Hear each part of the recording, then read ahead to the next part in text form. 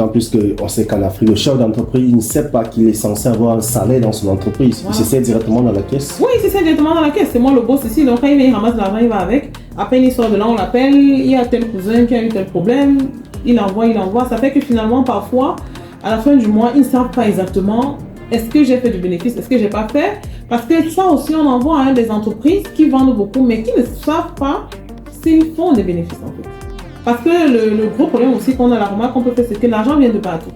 On est dans des tontines, on est peut-être dans 5 tontines. Si je bouffe la tontine, si je remets dans l'entreprise, je prends là-bas, je mets ici.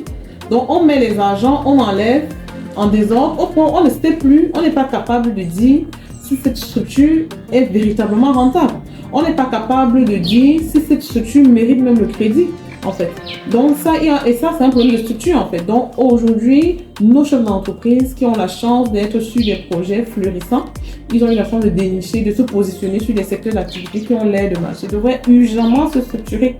Ils devraient urgemment se structurer parce qu'il n'est pas question de dire que ça veut dire qu'ils doivent renoncer à leurs responsabilités. Non, ils doivent réorganiser la façon de gérer leur argent, ok? De vraiment structurer l'argent, de comprendre qu'est-ce qui donne même l'argent dans l'entreprise. Parce que ce n'est pas tout ce qu'on vend dans l'entreprise qui donne l'argent. Il y a des choses parfois qui absorbent les bénéfices que d'autres ont produits. Donc si on n'est pas structuré, on ne se rend pas compte de ça. Donc pour que ces entreprises-là deviennent intéressantes pour les banques, parce que le problème survient souvent quand une entreprise atteint un niveau où elle se dit je vais relancer ma production. Ok, j'ai l'impression qu'il n'arrive plus à satisfaire la demande. Un entrepreneur qui produit je ne sais pas trop quoi, il livre peut-être un produit alimentaire sur le marché des chocolats ou des, je ne sais pas trop, des yaourts ou quoi que ce soit. À un moment donné, il se rend compte que la demande augmente, mais il n'est pas capable de la satisfaire. Ça veut dire qu'il a besoin de renforcer son fonds de roulement. Bon, maintenant, quand on va voir les banques, s'il n'a pas fait d'épargne, on peut pas tracer les entrées, on ne sait pas à qui il vend, il n'a pas de contrat avec ses partenaires, il n'a pas une feuille de route claire de croissance, il n'a pas un plan de croissance et parfois il n'a même pas de business plan. Parce que le problème aussi, c'est que beaucoup de nos entrepreneurs croient qu'on commence à parler de business plan seulement pour les startups ou bien c'est seulement pour ceux qui ont besoin de crédit. Non.